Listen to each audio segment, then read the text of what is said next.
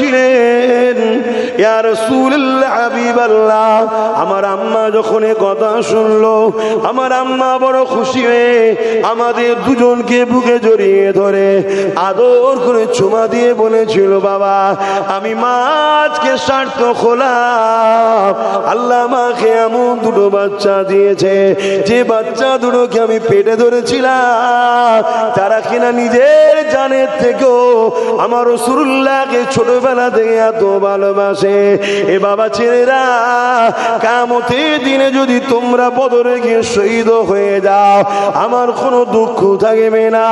আল্লাহ পাক যদি আমাকে জিজ্ঞাসা করে, বান্দি রে কি করেছি বল, আমি বলবো আল্লাহ জিন্দেগিতে কি করতে পেরেছি জানি না, তবে তোমার হাবিবের জন্য আমার দুটো বাচ্চা ছেলে যখন যেতে চেয়েছিল, তাদেরকে আমি বলিনি বাবা তোদের এখন বয়স হয়নি, ওই জায়গায় যাস না বাবা, রুকিনি, আমি তাদেরকে পাঠিয়ে দিয়েছিলাম।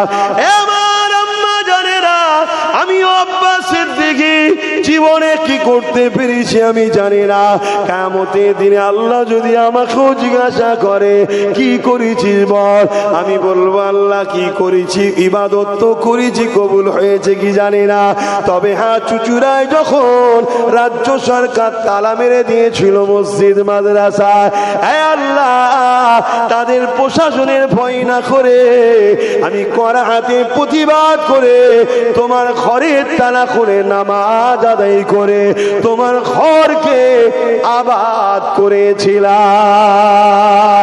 এই যুবকেরা, তরুণেরা, কেননা ইতিহাস কাওয়া দেয় হযরত ইব্রাহিম আলাইহিস সালামকে যখন নমরুদ আগুনে ফেলে দেয়, ওই সময় এমন করে ছোট একটা জীব গিরগিটি ফু দিচ্ছিল আগুন যাতে ধরে, কিন্তু গিরগিটির ফুঁয়েতে আগুন তো বাড়ার কোনো ব্যাপার নেই। আর আজ নাই চুচু করে পানি নিয়ে ইব্রাহিম নবীর আগুনে কই ফেলতে লেগেছে যাতে করে আগুনটা বন্ধ হয়ে যায়। তার সামান্য পানিতে আগুন বন্ধ হওয়ারও তো ব্যাপার না, কিন্তু মনে রাখবেন আমার আল্লাহ ফারিস্তাদের নিয়ে ফয়সালা করে দিল, হে ফারিস্তারে গিরগিটির ফুঁয়েতে আগুন বাড়ারও ব্যাপার নেই, কিন্তু ইব্রাহিমের বিরুদ্ধে প্রমাণ দিল আজনায়ের পানিতে আগুন বন্ধ হওয়ারও ব্যাপার নেই, কিন্তু ইব্রাহিমের পক্ষে প্রমাণ দিল আমার বন্ধু ইব্রাহিমের পক্ষে যে ওকে মারা আমি নাজায়েজ করে দিলাম, আর গিরগিটি যে আমার ইব্রাহিমের বিরুদ্ধে তাকে মারা জায়েজ করে দিলাম। আজকে যদি তুমি আমি ঐক্য হয়ে ওয়াকাফকে বাঁচাবার জন্য, মসজিদ মাদ্রাসাকে বাঁচাবার জন্য তুমি আমি যদি ক্ষমতা দখল করে আগাবার চেষ্টা করি, তোমার আমার দ্বারা কি হবে জানি না। তুমি আমিও যদি কিছু করতে নাও পারি, কিন্তু তুমি আমি প্রমাণ দিয়েছিলাম আল্লাহ তোমার দুশমনদের সাথে আমরা ছিলাম না, এর বিনিময় হতে পারে আল্লাহ তোমাকে আমাকে জান্নাত যাবার উপযুক্ত বানিয়ে দেবে। আরো জোরে বলুন সুবহান। জুলখাইশা তামিমি বলে একটা ব্যক্তি ছিল, যে কেনা মুখে দাঁড়িয়েও ছিল, মাথায় টুপিও ছিল, নামাজও তার ছিল, কপালে দাগও তার ছিল, কিন্তু একদিন গনিমতের মাল আল্লাহ নবী যখন বন্টন করতেছিল, ওই জুলখাইশা তামিমি বলে উঠেছিল, ইত্তাকুল্লাহ, আল্লাহকে ভয় করো, আদিল তুমি ইনসাফ করো, আদিল করো। আল্লাহ নবীকে এই কথা যখনই বলেছিল, হযরত ওমর ফারুক পাশে দাঁড়িয়েছিলেন। হুজুর আমার বললেন, ইয়া রাসূলুল্লাহ হাবিবাল্লাহ, হুজুর আপনি ইজাজত দেন, এই বেঈমানের গর্দান উড়িয়ে দেব। এত বড় মুনাফিক, এত বড় বেঈমান আপনাকে বলছে আল্লাহকে ভয় করো এবং ইনসাফ করো, আদিল করো। এ যুবকেরা, তরুণীরা, বাবেরা, আল্লাহ নবী বলেছিলেন, এ বাবা সাহেব সাহাবারা শুনে রেখে দাও, ওকে মেরো না, ওর ছেড়ে দাও, কেন আমি রাসূলুল্লাহ বলে যায় এর নসল থেকে একটা দল বেরোবে যাদের নামাজ তোমাদের নামাজের থেকে অনেক উত্তম মনে হবে, যাদের রোজা তোমাদের রোজা থেকে অনেক উত্তম মনে হবে, যাদের হজ তোমাদের হজের থেকে অনেক উত্তম মনে হবে, যাদের দান খায়রাত তোমাদের দান খায়রাতের থেকে অনেক উত্তম মনে হবে। এ বাবা সাহাবারা, যাদের কোরআন তেলাওয়াত এত সুন্দর হবে, সাহাবারা তোমাদের তেলাওয়াতের সঙ্গে যদি কম্পেয়ার করা হয় তাদের তেলাওয়াতটা অতি উত্তম মনে হবে। আমি রাসূলুল্লাহ বলে যায় এত কিছু থাকার পরও যেমন তীর ধনুক থেকে বেরিয়ে চলে যায় আর ফিরে আসে না, ওই রকম ইরা ইসলাম থেকে বেরিয়ে যাবে, ইরা নাজাত পাবে না। তাহলে ইত্তেবা তো রাসূলকে করতে হবে, নবী যা বলেছে মানতে হবে, নামাজ পড়ার কথা, রোজা রাখার কথা, হজ করার কথা, জান করার কথা, গরিবকে ভালোবাসার কথা, দেশকে ভালোবাসার কথা, অসহায়কে সাথ দিবার কথা, জুলুম না করার কথা, সবটাই তো মানতে হবে। কিন্তু তার আগে একটা কাজ আছে, সেটা হলো তোমাকে ভর্তি হতে হবে। প্রতিষ্ঠান তাকে ভর্তি হতে হয় নাকি? তোমাকে আগে অ্যাডমিশন নিতে হবে যে তুমি ইসলামের মধ্যে ভর্তি হলে।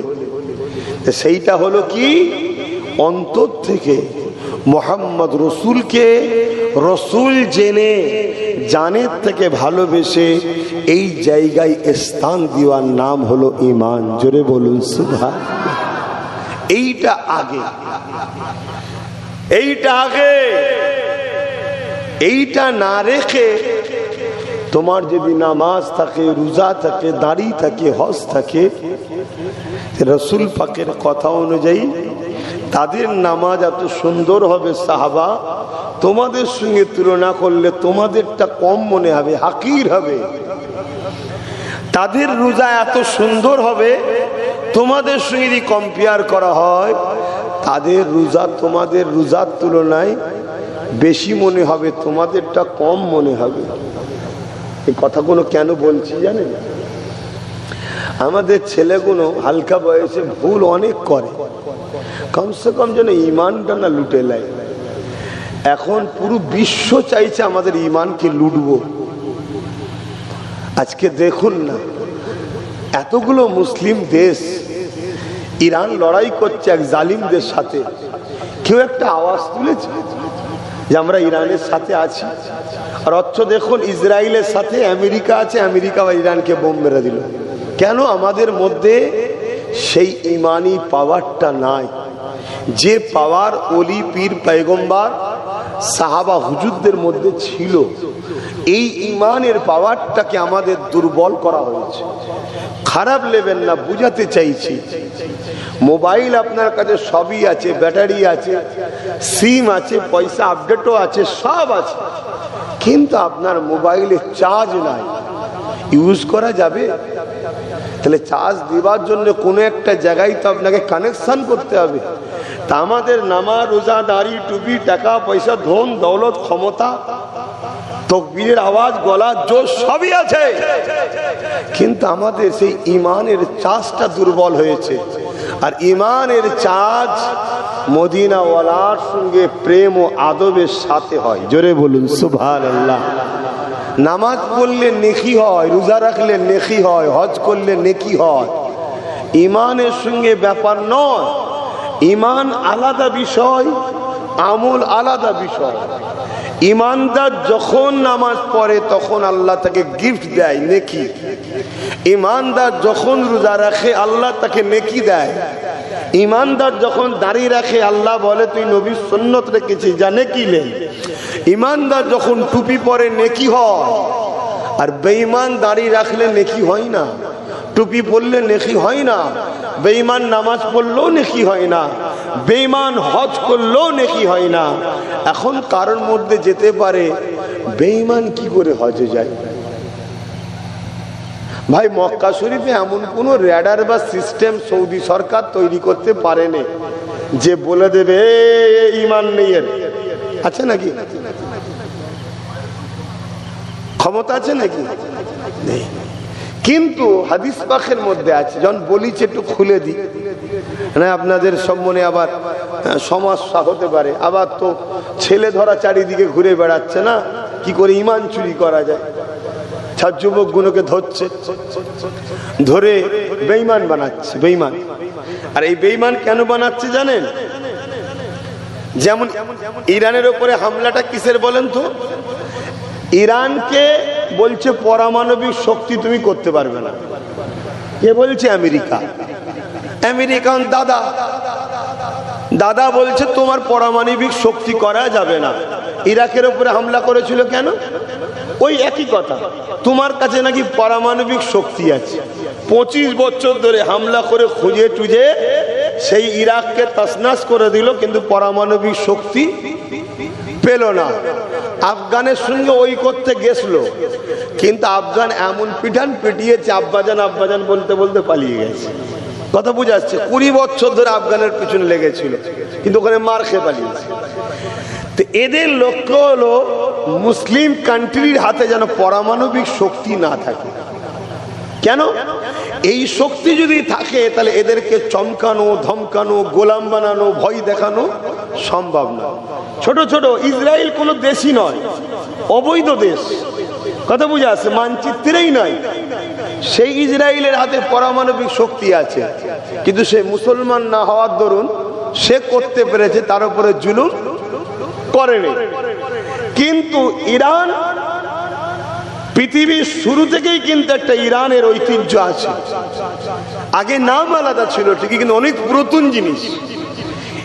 সেই জায়গায় তার উপরে কিন্তু অ্যাটাক হচ্ছে। কেন?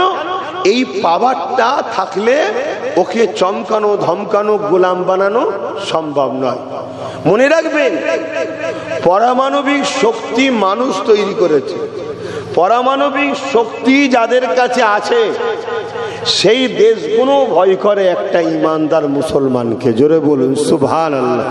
একটা মুসলমান ইমানদার যদি হয়, শুনছেন?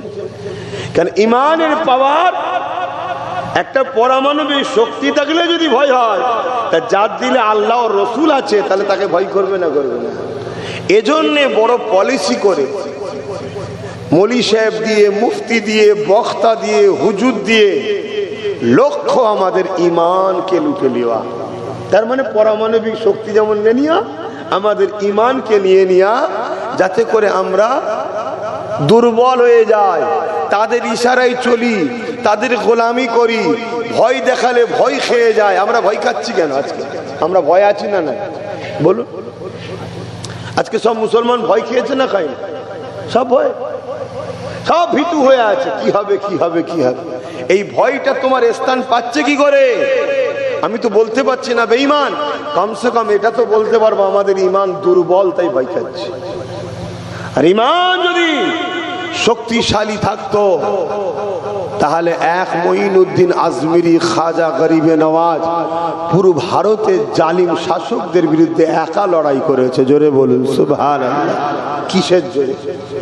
অস্ত্র ছিল না, ম্যান পাওয়ার ছিল না, মানি পাওয়ার ছিল না।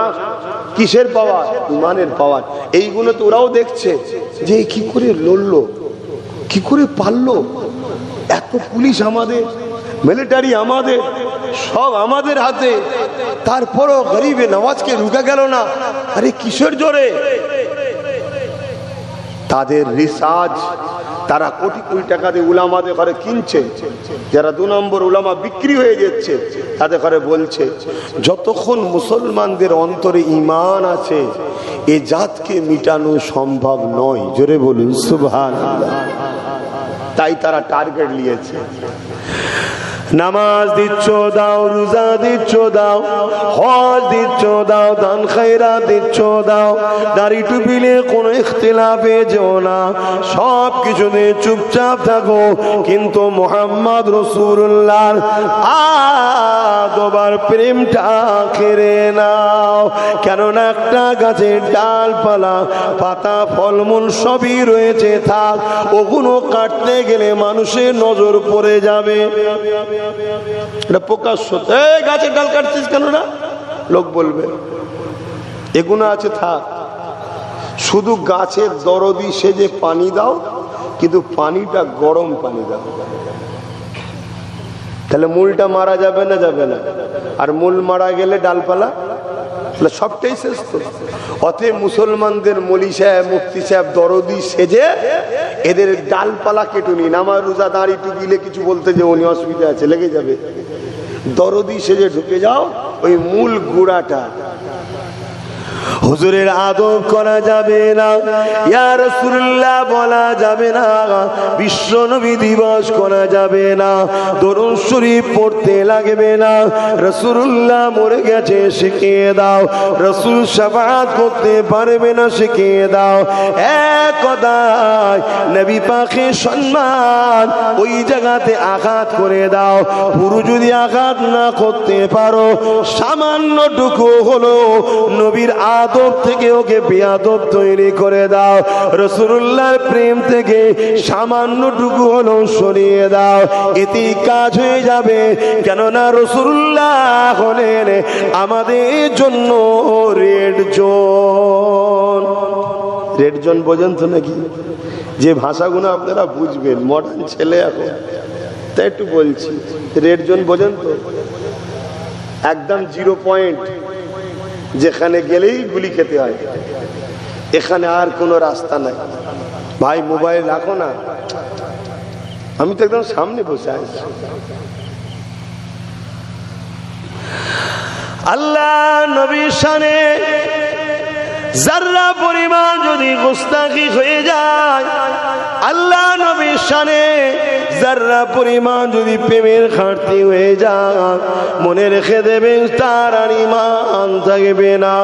কেননা রাসূল পাক সাল্লাল্লাহু আলাইহি ওয়াসাল্লাম হাদিসের মধ্যে জানিয়ে দিলেন, বুখারী শরীফের হাদিস, কোরআনের পরে যে কিতাবের সবচেয়ে বড় মর্যাদা, লা ইউমিনু আহাদুকুম হাত্তা কুনা হাব্বা ইলাইহি মিন ওয়ালিদিহি ওয়া ওয়ালাদিহি ওয়ান নাসি আজমাইন।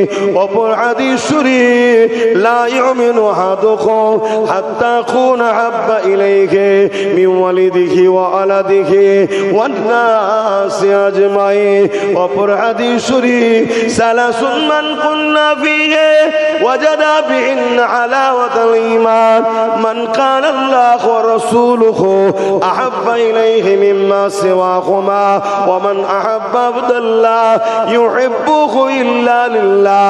তিনটে হাদিসের একই কথা, সব কিছুর উপরে জমি জায়গা, টাকা পয়সা, ঘর বাড়ি, এমনকি নিজের জানের থেকেও আল্লাহ ও রাসূলকে বেশি যে না ভালোবাসবে, তার মধ্যে ঈমান নাই।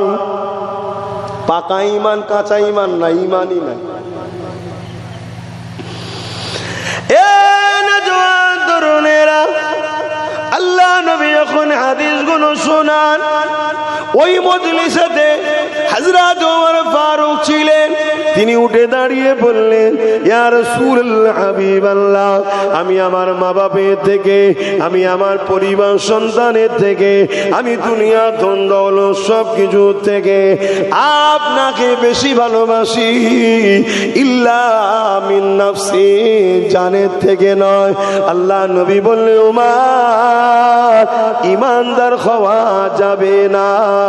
উমারের কথা রাসূল বলছে, উমার, জানের থেকেও বেশি ভালো না বাসলে ঈমানদার হওয়া যাবে না। হযরত ওমর ফারুক চুপ করে গেলেন, আবার দাঁড়িয়ে গিয়ে বললেন, ইয়া রাসূলুল্লাহ, হাবিবাল্লাহ, আমি উমর গওয়া দিলাম, আমি আমার জানের থেকে বেশি আপনাকে ভালোবাসি। আল্লাহ নবী বললেন, উমর, তুমি ঈমানদার হয়ে গেছো।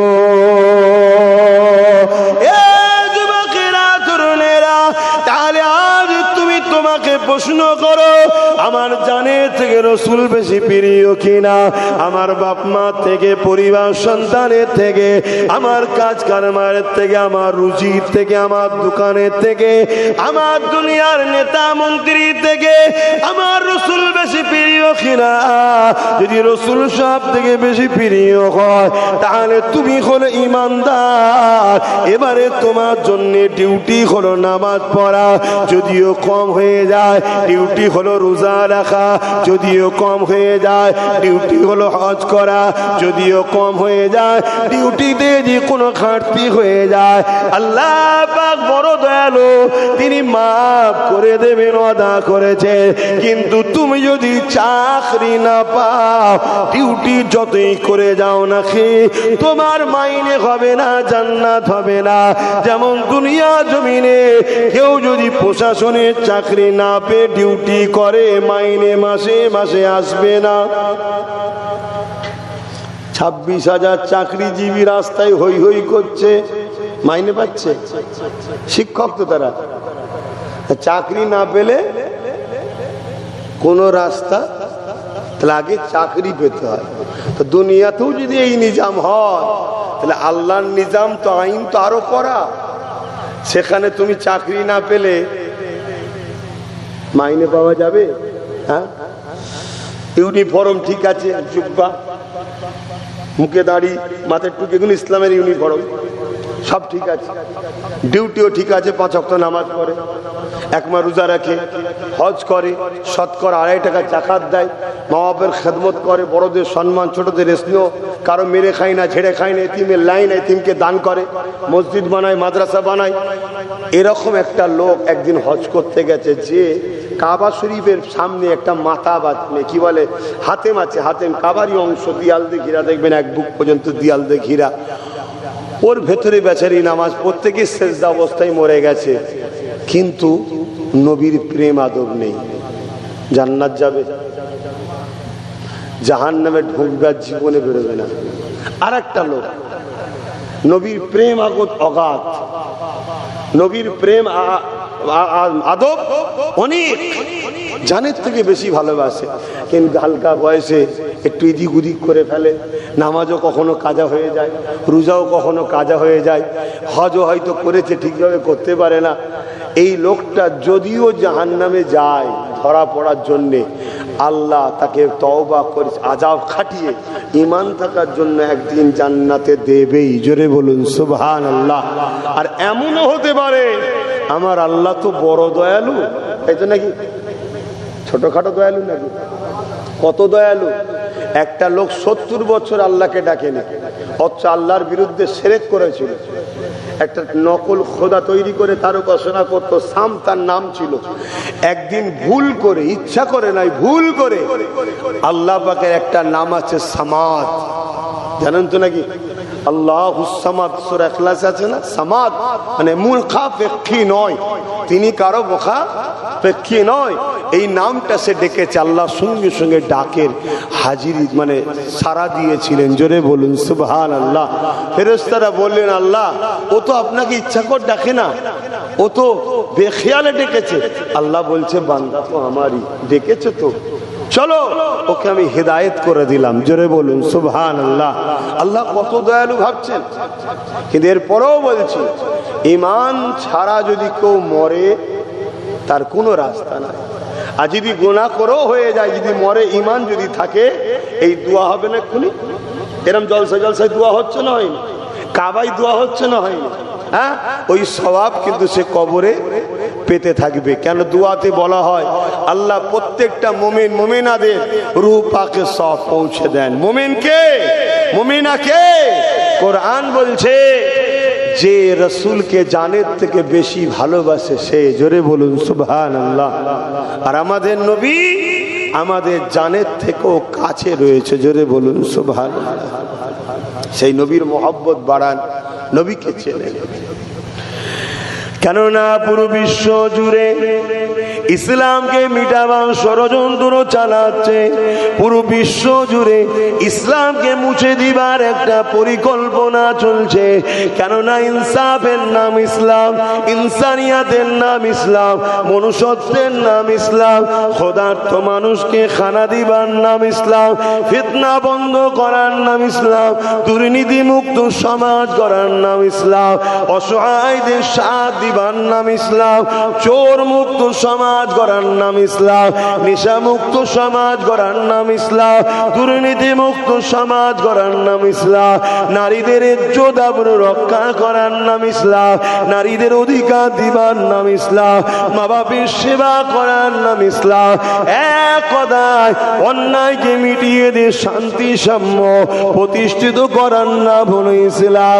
কিন্তু দুনিয়ার দিকে তাকিয়ে থাকে দুনিয়ার মানুষ যেন এখন চোর যার মুল্লুক তার গুন্ডাগিরিতে ভরে যাচ্ছে, সন্ত্রাসীতে ভরে যাচ্ছে, গরিবদের উপরে জুলুম হচ্ছে, মানুষকে কৃতদাসী বানানো হচ্ছে, এতিমের হক মেরে খাওয়া হচ্ছে, বিধবাদের উপরে জুলুম হচ্ছে, মা বাপকে বৃদ্ধাশ্রমে রাখা হচ্ছে। এ যুবকেরা, তরুণেরা, বাপেরা, এরা যতই অন্যায় করুক না কেন আজও ইসলামের অনুসারীরা তারা ইসলামের আলোকে মানুষের ধরে ধরে নিয়ে যাচ্ছে। এই আমেরিকা বলুন, ব্রিটেন বলুন, এতটা ক্ষমতা থাকার পরও তারা তাদের ঘরের যুবক যুবতীদিগকে ইসলাম থেকে দূরে রাখতে পারছে না। তারা দলে দলে দলে দলে ইমানের কলেমা পড়ে মুহাম্মদ রাসূলের গোলাম হয়ে যাচ্ছে। আরো জোরে বলুন সুবহান। তাই এদের টার্গেট ইসলাম মিটাও। আমার দেশেও যেমন শুরু হয়েছে, প্রকাশ্য মিডিয়ায় বলে না কোরআন ব্যান করো, ইসলাম মুক্ত বাংলা চায়, ইসলাম মুক্ত ভারত চায়, বলছে না? বলেন। আমার কলকাতাতেও বলছে, দেখেছেন কি আপনারা? কেউ যদি দেখে থাকেন একটু হাত তুলে বলেন যে আমি দেখেছি, তাহলে সাক্ষী হয়ে গেল। না কি বলেন তো ভাববে হয়তো বাকিগুলো যারা দেখেন যে হুজুর গুল দিচ্ছে মনে হয়, কারণ সে মহব্বত তার আছে কোথা বাপ, সে মহব্বত আছে। আমি যদি বলি ডান দিকে যাও, বলবে না রে ডান দিকে যাস নি, হুজুরের কিছু ধান্দা আছে বুঝলি, বাঁ দিকে চল। তাতে বাঁ দিকে গিয়ে গর্তই পড়বে তাও ভালো। তারপরও এখন তো মেন্টালিটি এরকম হয়ে গেছে, আর সব হালকা বয়সের ছেলের হাতে মোবাইল। মোবাইল তো আমাদের ধ্বংসের মূল কারণ। আমাদের ধ্বংসের মূল প্রধান কারণ হলো মোবাইল। আর মোবাইল খুললে কত রকম হুজুর, কত রকম বক্তা, বাপরে বাপ। কে বলছে ইন্টারন্যাশনাল, কেউ বলছে ডবল ন্যাশনাল, কেউ বলছে 3 স্টার ন্যাশনাল, কথা বুঝাচ্ছে না? আর সব কটা শয়তান ইবলিসের লক্ষ্য দেখুন, ঘুরিয়ে ফিরিয়ে নবী থেকে সরাবার প্ল্যান। আর ওদের বক্তব্য কোনই সামনে আসবে কেন? পুরো কন্ট্রোল, ইউটিউব বলুন, ফেসবুক বলুন, যা কিছু আছে, পশুপুরা আরো কি সব বলেন না, সব কন্ট্রোল কাদের হাতে? ইহুদি খ্রিস্টানদের হাতে না, এটা নাকি? আর ইহুদি খ্রিস্টানরা পুরো পৃথিবীকে দখল করতে চাইছে, পুরো পৃথিবীর ওপরে ওরা রাজত্ব করবে। আমার ভারতবর্ষের কিছু লোক এখন ইহুদিদের ঘরে আব্বাজান বলছে, কিন্তু জানে না যে ইহুদিদের বিশ্বাস হলো ইহুদি হয়ে যে জন্ম হয়নি তার বাঁচারও অধিকার নেই। তাদের কালচারটা, কথা বুঝে আসছে। এবং আমেরিকাকেও আব্বাজান আব্বাজান করছে। সেই আমেরিকায় আবার আমার ভারতের সব ছেলেরা পড়াশোনা করতে গেছিল পায়ে হাতে দড়ি বেঁধে, দেখেছেন তো নাকি? সব বেউজ্জুতি করে করে সব জাহাজে করে তুলে ভারতে পাঠিয়ে দিচ্ছে। তারা এখন আব্বাজান হচ্ছে আবার ভারতে কিছু লোকের, কথা বুঝে আসছে। এই সব কালচার পৃথিবীতে চলছে, আর তাদেরই কোটি কোটি ডলার টাকায়, কোটি কোটি ডলার টাকাতে তারা নকল উলামা, নকল মুফতি, নকল বক্তা সমাজের বুকে ছেড়ে দিয়েছে, যারা ওয়াজ করতে করতে করতে করতে নামাজের কথা বলবে, নামাজের সুন্দর সুন্দর পয়েন্ট বলবে, আপনার দিলকে জয় করবে। ঠিকই তো বলছে রে, কত সুন্দর কথা বলছে, কিন্তু টুক করে বলবে এসব খাজা টাজাকে আমরা মানি না, আল্লাহর ওলিদের কিছু দাম নাই। শুনছেন তো নাকি? আর অথচ আল্লাহ হাদিসে কুরসির মধ্যে বলছেন, যারা আমার ওলিদের সঙ্গে দুনিয়ায় বুকস রাখবে, দুশ্মনী রাখবে, আমি আল্লাহ কিয়ামতের দিনে তাদের সঙ্গে যুদ্ধের এলান করলাম, আমি যুদ্ধ করবো তাদের সাথে। কত বড় কথা, বুঝতে পারছেন? কিন্তু আমার ঘরের ছেলে ওই সোশ্যাল মিডিয়ায় দেখছে, আরে দেখেছিস, আরে ভিউজ দেখছিস, শুধু 2 মিনিট হলো ছাড়লো, দেখ 5 লক্ষ লোক দেখে নিয়েছে, কত ফ্যান ফলোয়ার। ওদেরকে টিআরপি বাড়ানো হচ্ছে ইহুদি খ্রিস্টানদের পক্ষ থেকে, যাতে করে খুললেই ওদেরটা প্রথম আসে, ওটাকে দেখে আমার ব্রেনের মগজে ওইটা প্রথম বসে যায়, তারপরে 50টা আহলে সুন্নাত ওয়াল জামাতের উলামার কথা আর ঢুকবে না। সেই বলেছিল না, এই পীর পীর পীর মুরিদ এইসব শয়তানি কাজ। এই দেখ এই ওইসব মুলি সাহেবরা কি বলছে, দেখ তোমার তাকে ঢুকে গেছে, ওটা শুনছেন তো নাকি? হ্যাঁ, অথচ আমার রাসূল পাক সাল্লাল্লাহু আলাইহি ওয়াসাল্লাম তিনি নিজে সাহাবা হুজুরদের বায়াত নিয়েছেন। জোরে বলুন সুবহানাল্লাহ। কোরআন তার গাওয়া দিচ্ছে, কোরআন তার আয়াত দ্বারা প্রমাণ করছে যে নবীর বায়াতকে আল্লাহ বলছে ওটা আমার বায়াত ছিল। জোরে বলুন সুবহানাল্লাহ। তারপরে ইমামে হোসাইন পাক তিনি হযরত ইমাম মুসলিম হুজুরকে দিয়ে কুফায় পাঠিয়ে ইমাম হোসাইন হুজুরের পক্ষ থেকে বায়াত নিয়েছে। জোরে বলুন সুবহানাল্লাহ। বাইউন থেকে বায়াত, নিজেকে বিক্রি করে দেওয়া ইরাদা তার মুর্শিদের থাকবে, কেন? আল্লাহ ও রসুল পাওয়ার জন্য। জোরে বলুন সুবহানাল্লাহ। ঠিক এই সিলসিলা গৌস পাক খাজা গরিবে নওয়াজ নিজামুদ্দিন আউলিয়া মুজাদ্দিদ আল পেসানি থেকে আমার মুর্শিদ মুজাদ্দিদ জামান সৈয়দনা আবু বকর সিদ্দিক ফুরফুরাবি আল কুরাইশি রাহমাহুল্লাহ হুজুর দ্বারা চলে আসছে বাংলার অলিতে গলিতে। কয়েক কোটি লোককে গুমরাহি থেকে মুজাদ্দিদ জামান বাঁচিয়ে, সঠিক আল্লাহ বাঁচিয়েছে, ওসিলা বাঁচিয়ে তাদেরকে বায়াত গ্রহণ করিয়ে দ্বীন ইসলামের আকীদার উপরে চালিয়েছে। জোরে বলুন সুবহানাল্লাহ। আজও আমরা তেনার উত্তরসূরি হিসাবে আমরা বায়াত নিই মানুষের কাছে, মূলত হুজুরের পক্ষ থেকে।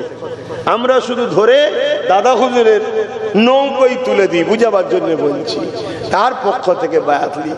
এরও সমালোচনা দুনিয়ায় শুরু হয়েছে। মনে রাখবেন, আল্লাহর ওলি তো তারা যাদের কাছে গেলে আল্লাহ পাওয়া যায়। জোরে বলুন সুবহানাল্লাহ। সোনাওয়ালার কাছে গেলে সোনা পাওয়া যায়, তাই সোনাওয়ালা বলা হয়। দর্জিওয়ালার কাছে গেলে কাপড় সেলাই বা কাপড় পাওয়া যায়, তাই দর্জিওয়ালা বা কাপড়ওয়ালা বলা হয়। আলুওয়ালা, পটলওয়ালা, সবজিওয়ালা, ঠিক তেমনই আল্লাহ যার কাছে পাওয়া যায় তাদেরকে বলা হয় আল্লাহওয়ালা। জোরে বলুন সুবহানাল্লাহ। আল্লাহ পাওয়া যায় মানে তারা আল্লাহর রাস্তা দেখায়, তোমাকে ইবাদত করা শিখাবে, জিকির করা শিখাবে, নবীর প্রেম শিখাবে, আদব ওয়ালা শিখাবে। আর মনে রাখবেন, আদবের গুরুত্বটা ইসলামে অনেক বড়। কলেমা পড়ার আগে কলেমার আদবেরও দরকার, নামাজ না পড়ার আগে নামাজের আদব দরকার। আচ্ছা, ইবলিস শয়তান সে তো নামাজ পড়তো, জানেন তো নাকি?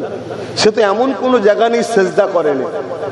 ইবলিস শয়তান এত বড় জ্ঞানী ছিল যে ফেরেশতাদের ঘরেও পড়াতো, টাইট দিত, রাগ করতো। যখন খুশি জান্নাতে ঢুকতে বেরোতো, কোনো পাবন্দি ছিল না, এত বড় পাওয়ারফুল। সেই ইবলিস শয়তান ধ্বংস হলো কি কারণে ভাই? বলেন বলেন। সেই ইবলিস ধ্বংস হয়েছে কিসের জন্যে? অহংকার তো জানি, অহংকারে মানুষকে তো পতন হয়, এটা সত্য কথা, কিন্তু পুরো উত্তর ক্লিয়ার হচ্ছে না। কেউ যদি মনে করে আদম আলাইহিস সালামকে সিজদা করতে বলেছে, আল্লাহর হুকুমকে অমান্য করার জন্য ইবলিস ধ্বংস হয়েছে, আমরা 5 ওয়াক্ত সিজদা করি, অনেকে বাদ দিই না কিন্তু আল্লাহ কি কাফের বলে ধ্বংস করে দিয়েছে? দেয় না। তাহলে ইবলিসকে দিল কেন? ইবলিসের মধ্যে অহংকার ও বিয়াদবি ছিল। আদম হলো মাটি, আমি হলাম আগুন, ও ছোট, ওকে আমি সিজদা করব মানে? এই যে অহংকার, এই যে বিয়াদবি, এই যে গুস্তাখি, আল্লাহ পাক সহ্য করলো না যে আমার আদমকে তুই অস্বীকার করলি, ইনকার করলি, বিয়াদবি করলি, গুস্তাখি করলি, অহংকার দেখাচ্ছিস, বেরিয়ে যা, তোকে আমি কাফের বলে ঘোষণা দিলাম। তাহলে আদম আলাইহিস সালামকে যদি তাজিম না করার জন্য ইবলিসের মতো ইবাদত গুজারকে যদি আল্লাহ কাফের বলে দরবার থেকে তাড়িয়ে দেয়, আরে আদম নবীরও নবী, মুস্তাফা জানে রহমত, সকলে বলুন সাল্লাল্লাহু আলাইহি ওয়াসাল্লামকে যদি আমরা আদব না করি, আল্লাহ আমাদের সঙ্গে কি করবে বুঝতে পারছেন? আহা, বাপেরা, নওজোয়ান তরুণেরা, আদব করুন, মহব্বত করুন আমার নবীকে। এটা কোনো ঈমান, এটা কোনো পাওয়া।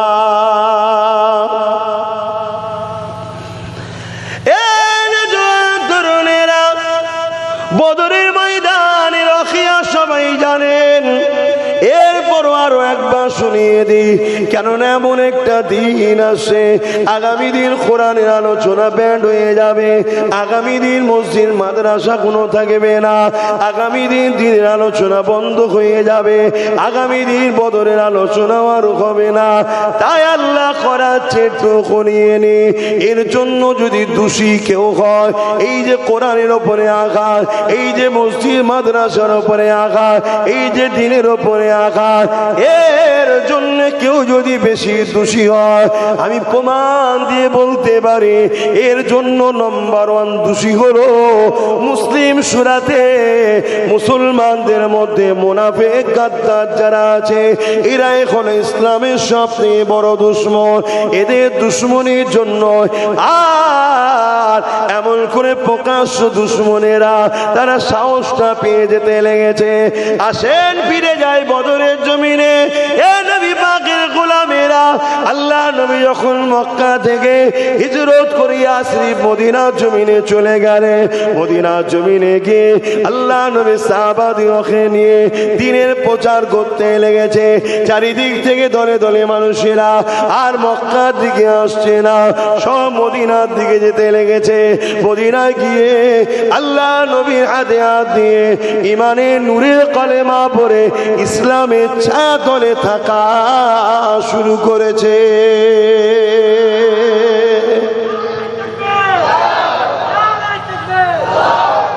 এই খবরটা আবু জেহেলের কাছে গেল যে মুহাম্মদ সাল্লাল্লাহু আলাইহি ওয়াসাল্লামকে তুমি তো তাড়িয়ে দিলে মক্কা থেকে, জুলুম করলে, আল্লাহর হুকুমে হুজুর গেছে, কিন্তু শয়তানি তো করেছে তাড়াবার জন্য। আজ সেই মুহাম্মদ সাল্লাল্লাহু আলাইহি ওয়াসাল্লাম মদিনায় গিয়ে পুরো বিশ্ব থেকে লোক তার কাছে যাচ্ছে মদিনায়, মক্কায় আর আসছে না, সেখানে যাচ্ছে। সেখানে গিয়ে দ্বীনের কথা শিখছে, তারা ইসলাম কবুল করছে, ইসলামের ছায়াতলে তারা বসবাস করছে। আবু জেহেল কথাটা শুনে রেগে গেল, না চলো মদিনার উপরে হামলা করব, মদিনার মানুষকেও বাঁচাবো না, আর মুহাম্মদ সাল্লাল্লাহু আলাইহি ওয়াসাল্লাম ও তার সাহাবাদেরকেও শহীদ করে দেবো। নাউজুবিল্লাহ বলেন। আবু জেহেল এই ইরাদা করলো। 1000-এর উপরে লোক নিয়েছে। আমার নবী পাক সাল্লাল্লাহু আলাইহি ওয়াসাল্লাম কিছু করেছে এখানে? 1000-এর উপরে লোক নিয়ে অস্ত্র, ঢাল, লোহার ড্রেস, যুদ্ধের ঘোড়া হাটির পিছনে উঠে রওনা দিয়েছে। উদ্দেশ্য মক্কা শরীফ মদিনার উপরে হামলা করব, নবী ও সাহাবা এবং মদিনার মানুষের উপরেও জুলুম করব, সব লুটপাট করে মেরে ফেলবো ওদেরকে। চলো। আল্লাহ নবীর কানে খবরটা এসে পৌঁছালো। দয়াল নবী সাহাবাদেরকে ডাক দিলেন, বাবারা আবু জেহেল আসছে। 1000-এর উপরে লোক নিয়ে মদিনায় যদি ঢুকে পড়ে, এত বড় জালিম ও ছোট ছোট বাচ্চাদের ঘরেও ছাড়বে না। যেমন আজ আমরা কিছু জালিমকে দেখছি, এই জালিমগুলো নিজেদের রাজনীতির ফুর্তি আনন্দ করতে গিয়ে ছোট ছোট বাচ্চাগুলোকেও বোম মেরে মেরে ফেলছে। এই দেখলেন না গত কয়েকদিন আগে কালীগঞ্জ নাকি, হ্যাঁ, ওখানে শাসক দল রাজ্য সরকারের লোক জিতেছে। আরে আগে তুই জিতেছিলিস, আবার জিতেছিস, ঠিক আছে, মানুষ তোকে যদি চাই জিতেছিস, কিন্তু বোম মেরে একটা নিরীহ ছোট্ট একটা 10-12 বছরের কন্যাকে কেড়ে নিল জীবনটা। সেই দেখুন মুসলমানকেই মারছে। অন্য ভারতবর্ষের যেসব রাজ্যে কেন্দ্র সরকার আছে, সেই রাজ্যে মুসলমান মার খাচ্ছে বিজেপির হাতে, আর বাংলায় মার খাচ্ছে টিএমসির হাতে। আমাদেরকে সবাই মারছে বাপ।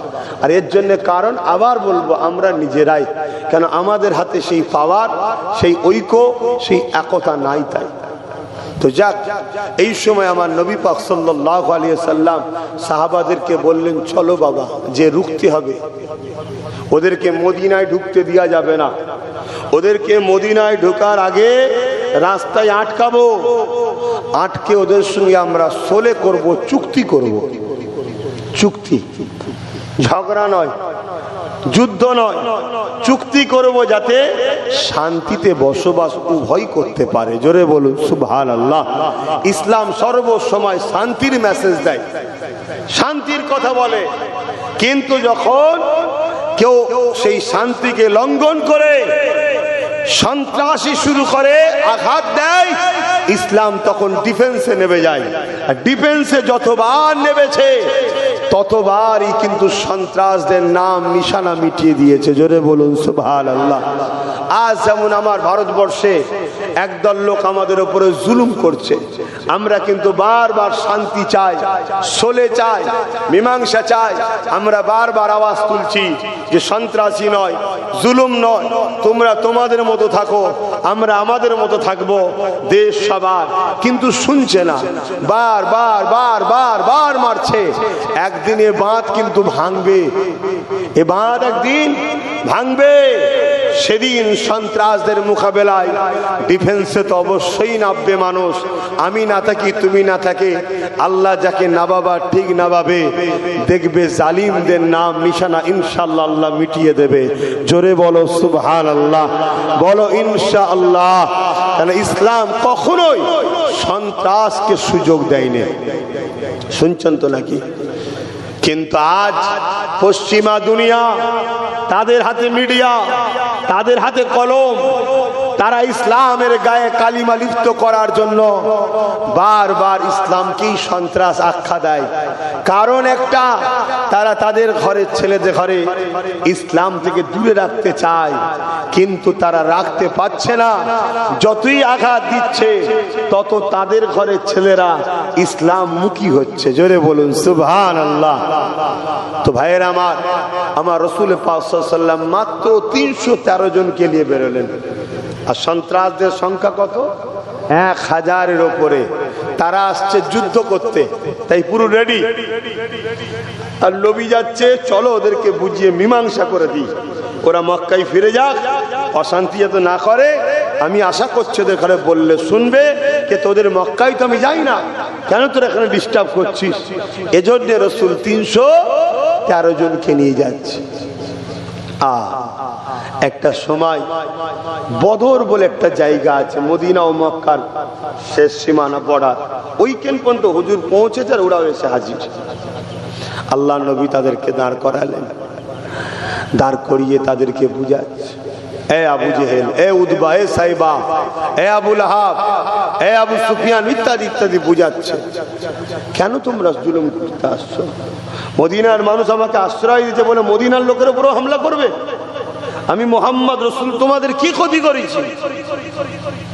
আমি মানুষকে আল্লাহর দিকে ডাকি, ইনসাফ, ইনসানিয়াত, ন্যায়, সত্য, মানবতার দিকে ডাকি। গরিবের পক্ষে, অসহায়, এতিমের, বিধবাদের পক্ষে আমি কথা বলি, অসহায়দের আশ্রয় দিবার কথা বলি। তা তোমার মক্কা থেকে তো আমি চলে এসেছি, তুমি মক্কায় ফিরে যাও, মদিনার উপরে হামলা করো না। আবু জেহেল দেখছে মুহাম্মদ সাল্লাল্লাহু আলাইহি ওয়াসাল্লাম মাত্র 313 জন, আর আমাদের সংখ্যা 1000-এর উপরে, আর এরা সব খালি হাতে, আর আমরা হাতে অস্ত্র রয়েছে। এই সুযোগ পুরো হবে ছাড়া যাবে না, 313 জনকে শহীদ করে দাও। তাই আবু জেহেল বড় প্ল্যান করে আমার নবীর সামনে দুটো প্রস্তাব রাখলো। একটা হলো, হয় তোমরা আমাদের দলে চলে আসো, আর নচেত যুদ্ধের জন্য তৈরি হও। খুব শিগগিরই তোমাদের সামনে দুটো প্রস্তাব আসবে, হয় আমাদের দলে চলে আসো, না ইসলাম ছেড়ে দাও। শুনছেন তো? সরি, না হয় দেশ ছেড়ে দাও। আমাদের চলে আসো মানে ইসলাম ছাড়তে হবে। জুলুম যেখানে সেখানে ইসলাম আছে নাকি? অন্যায় যেখানে তার মধ্যে ইসলাম নাই। আর না হয় দেশ ছেড়ে দাও। খুব শিগগিরই তোমাদের সামনে আসবে। আর এর জন্য দোষী বাবা আমরাই। কেন? আমাদের বাগান সাজানো ছিল, কিন্তু আমাদের বাগানে বাদুর থেকে শুরু করে, হুতুম পেঁচা থেকে শুরু করে সবাই মিলে খুগলে খুগলে খাচ্ছে। আমাদের খেয়ালই নেই যে বাগানটা আমাদের পাহারা দেওয়া দরকার ছিল, নিজেদের দেখভাল করা দরকার ছিল। লাট সাহেবের মতো ঘরে বসে আছো, আর লোককে দায়িত্ব দিয়েছে, যা দেখে যা, দেখে যা, সব দিয়ে দিলাম। আর মাঝে মাঝে 2-4টে ফল দেয়, খেয়ে খুব খুশি হও, এই তো আসছে তো, কে তোমার খেয়ালই নাই আস্তে আস্তে তোমার বাগানের গাছ কেটে কেটে কেটে কেটে বিক্রি হয়ে যাচ্ছে, বাগান বেদখল হয়ে যাচ্ছে, তোমার খেয়ালই নাই। আর আমি যদি বুঝাতে চাই, আমার কওমের লোকই তো একটা দুটো আছে, তারা আবার আমার সমালোচনা করে। আল্লাহ নবী যখন তাকে বারবার বুঝায়, সে কিছুদিন শুনতে যায় না। সে একটাই কথা বলে, এ আব্দুল্লাহর বেটা মুহাম্মদ সাল্লাল্লাহু আলাইহি ওয়াসাল্লাম, দুটো অপশন তোমাকে দিলাম, হয় আমাদের দলে চলে আসো, নচেত আমাদের সঙ্গে লড়াইয়ের জন্য তৈরি হও।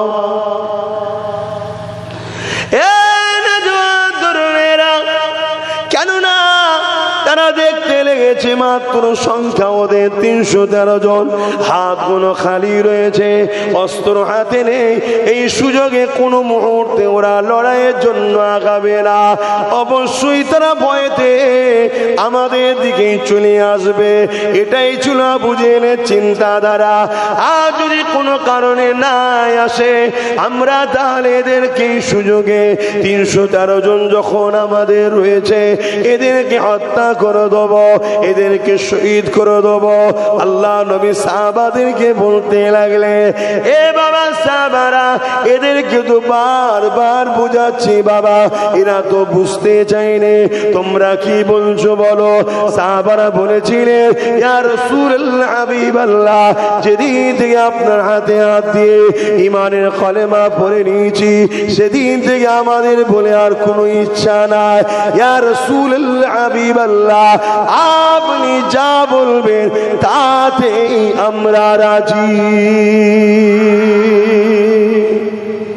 হুজুর, আমরা তো ওদের দিকেই ছিলাম, আমরা তো এক আল্লাহ ছেড়ে দিয়ে ওই আবু জেহেলের পাল্লায় পরে 360টা খোদা ধরে টানাটানি করতাম। হুজুর, আমরাও তোদের মতো জুলুম করতাম, খুন খারাপি দাঙ্গা ফাসাদ সব করে বেড়াতাম। আপনার ওসিলায় আমরা মানুষ হয়েছি, এখন আপনি যা বলবেন আমরা সেটা করব। আল্লাহ নবী বললেন, বাবা কোনোভাবে অন্যায়ের দিকে যাওয়া যাবে না, জুলুমের দিকে যাওয়া যাবে না, অত্যাচারের দিকে যাওয়া যাবে না, মানুষের অধিকার হরণ করা যাবে না। বাবারা, কোনোভাবে এমন করে এক আল্লাহর সঙ্গে অন্য কাউকে শরীক করা যাবে না।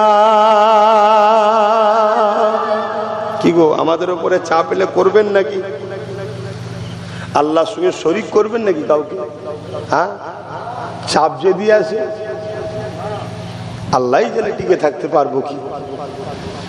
তবে চাপ এখন দেবে না, এখন প্ল্যান মাফিক একটা কাজ করছে, সেটা হচ্ছে কি, হারাম খাদ্য খাইয়ে আমাদের ভেতরটাকে খারাপ করছে, ভেতরটাকে অন্ধকার করছে হারাম খাদ্য খাইয়ে। সেই হারাম খাদ্য খাওয়াবার অনেক পলিসি আছে। কখনো ফ্রি বিরিয়ানি, মরা মুরগির খা, মুসলমানের ছেলে খাবার পেলে তো বিসমিল্লাহ বলেই খাই নাকি? বিসমিল্লাহ বলে যে খায় না তার সাথে শয়তানও খায়। শয়তানের এঁটো যে খাবে, ঝুটো যে খাবে, এঁটো খেলে একটা মহব্বত হয়, জানেন তো নাকি? তাসির তার হবে, সেও একদিন শয়তানি হবে। আর বিসমিল্লাহ বলে খেলেই কাফের। শুনছেন তো, শরিয়াতের ফতোয়া বলছি, গল্প নয়। আবার কখনো ফ্রিতে ভাতা হিসাবে দিচ্ছে, ইমামকেও দিচ্ছে, হুজুরকেও দিচ্ছে, বক্তাকেও দিচ্ছে, আবার ইফতার পার্টির নামে নানান দিক দিয়ে আমাদের ঘরে হারাম খাদ্য খাওয়ানো হচ্ছে, পুরো দেশ জুড়ে চলছে। আবার রিসেন্ট একটা নতুন হারাম খাওয়াবার পরিকল্পনা হয়েছে, কি, কন্ট্রোলের রেশনের মাধ্যম দিয়ে সেরেক যুক্ত খাবার আমাদেরকে খাওয়ানো প্ল্যান চলছে। শুনছেন না? শুনছেন?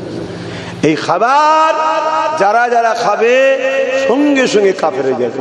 শুনছেন তো নাকি? এবার আমার কথা অনেকে বলতে পারে, তোর রেখে তো মিষ্টি খেলে কি সমস্যা? না, মিষ্টিটা বিষয় নয়, বিষয়টা হলো রসুল বললেন যেখানে গান বাজনা হয় ওই মেলার খাবার খাওয়া হারাম। কেন? ওখানে ইসলাম বিদ্বেষী জিনিস জড়িয়ে আছে। ওটা কিছু মাথায় ঢুকছে? এটা আমার ডিউটি, জাতিকে সজাগ করার জন্য বলা। এবার জাতির যদি খুব মনে হয় যে আমি মিষ্টি বাপের জন্মে খাইনি, একটু খাওয়া দরকার, জাতি খেতে পারে, সেটা জাতির ব্যাপার। কিন্তু আমার ডিউটি এ সমাজকে জাগিয়ে দিয়ে যাওয়া। কি গো বাপ, ভুল করলাম নাকি? কত বড় পরিকল্পনা, কত বড় পরিকল্পনা!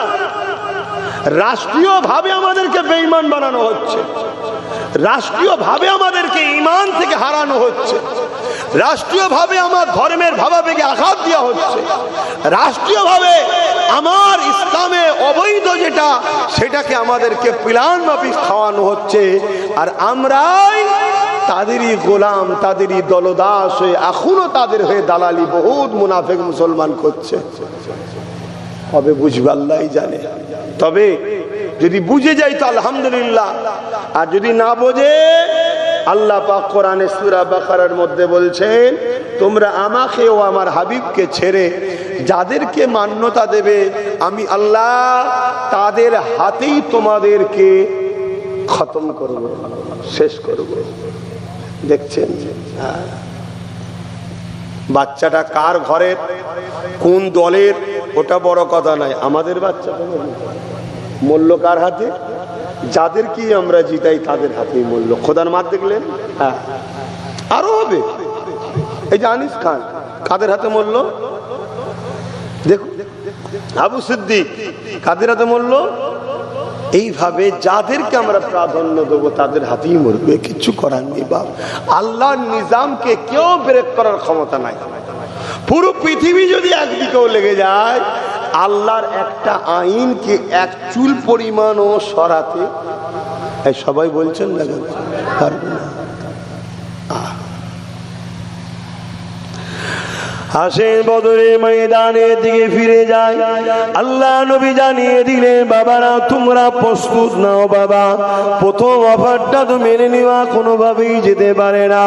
দ্বিতীয়টা, ওরা যখন বলছে লড়াই করবে, বাবারা ডিফেন্সের জন্য, ওদের প্রতিহত করার জন্য, প্রতিরোধ করার জন্য, ওদের আঘাতকে রোখার জন্য, এ বাবা সাহাবারা তোমরা ডিফেন্সের জন্য তৈরি হয়ে যাও। তাহলে ইসলামে জুলুম করা হারাম, কিন্তু ডিফেন্স করা হলো ফরজ। ইসলামে অত্যাচার করা হারাম, কিন্তু মনে রাখবেন ডিফেন্স করা হলো ফরজ। কেউ যদি আপনাকে মারে, তার মোকাবেলায় জান বাঁচাবার জন্য ডিফেন্সে নামা হলো ফরজ, কিন্তু আপনি আগ বেরিয়ে কারোর উপরে জুলুম করতে পারবেন না। এটা ইসলাম ইজাজত আপনাকে দেয়নি। এ যুবকেরা, তরুণেরা, বাপেরা, এই জন্য নবী পাক সাহাবাদেরকে বললেন, বাবা সাহাবারা ডিফেন্সের জন্য তৈরি হয়ে যাও। সাহাবা হুজুররা বলতে লাগলে, ইয়া রাসূলুল্লাহ, হাবিবাল্লাহ, আমাদের হাতে তো কিছুই নাই, ওদের হাতে অস্ত্র ঢাল রয়েছে। আল্লাহ নবী সময় বলেছিলেন, এ বাবা সাহাবারা খাজুরের ডাল নিয়ে নাও বাবা। মক্কা মদিনা তো খাজুরের এলাকা, খাজুরের ডাল নিয়ে আল্লাহর উপরে ভরসা করে বিসমিল্লাহ বলে দাঁড়িয়ে যাও বাবা। আর আজকে আমরা ভরসা করি কার উপরে? এই জন্যই তো আমরা মরছি। আমাদের উচিত হবে দুনিয়ার কোন আবু জেহেলকে ভয় না করা, যত শক্তিশালী হোক না কেন, আমরা আল্লাহর উপরে ভরসা করে নিজেদের পায়ে দাঁড়াবো। কোনদিন দেখেছেন কোন পাখি ডাল ভেঙে পড়ে গেছে? একটু আওয়াজ দেবে কেন? পাখি ডালের উপরে ভরসা করে না, পাখি নিজের ডানার উপরে ভরসা করে, এজন্য পড়ে না। পাখির বিশ্বাস ডালের উপরে নয়, নিজের উপরে, নিজের উপরে আত্মবিশ্বাস, তাই পড়ে না। আর আমরা শ্রেষ্ঠ মখলুক হয়ে আজকে কত নিকৃষ্ট হয়ে গেলাম। আমাদের ভরসা হয় এ জালিম নেতা নয় ও জালিম নেতা। নিজেদের উপরে কনফিডেন্স নেই যে আমরাও পারি শাসন করতে, আমরাও পারি ক্ষমতা দখল করতে, এ বিশ্বাস আমাদের এখনো পর্যন্ত আসেনি। এজন্যই তো আমরা ভাঙছে পা, ডাল ভাঙছে ঝুপঝাপ আমরা পড়ছি। এখনো সময় আছে, নিজেদের উপরে কনফিডেন্স তৈরি করো। একবার, দুবার, তিনবার, চারবার। আরে হযরতে মুসা আলাইহিস সালাম 40 বছর ধরে অন্যায়, তার উম্মত 40 বছর ধরে অন্যায় সহ্য করে তারপরে আল্লাহ থেকে বিজয় দিয়েছে। মুসা নবী দোয়া করছে, আল্লাহ ফিরআউনকে সেই ব্যবস্থা করে। আল্লাহ বলছে, যাও, ফিরআউনের ব্যবস্থা আমি করছি, তুমি নিশ্চিন্তা হয়ে যাও। মুসা নবী তার উম্মতকে বলল, আল্লাহ ব্যবস্থা করবে। অপেক্ষাই করছে, একদিন যায়, দুদিন যায়, 3 দিন যায়, 40 বছর পর ব্যবস্থা হলো। কেন? মুসা নবী জানে, দ্বিতীয়বার আর বলে নেই, কেন? মুসা নবী জানে আল্লাহ সঠিক টাইম জানে কখন আমাদেরকে বিজয় দেবে, কিন্তু চেষ্টা তো করতে হবে। আমাদের সে চিন্তা আছে?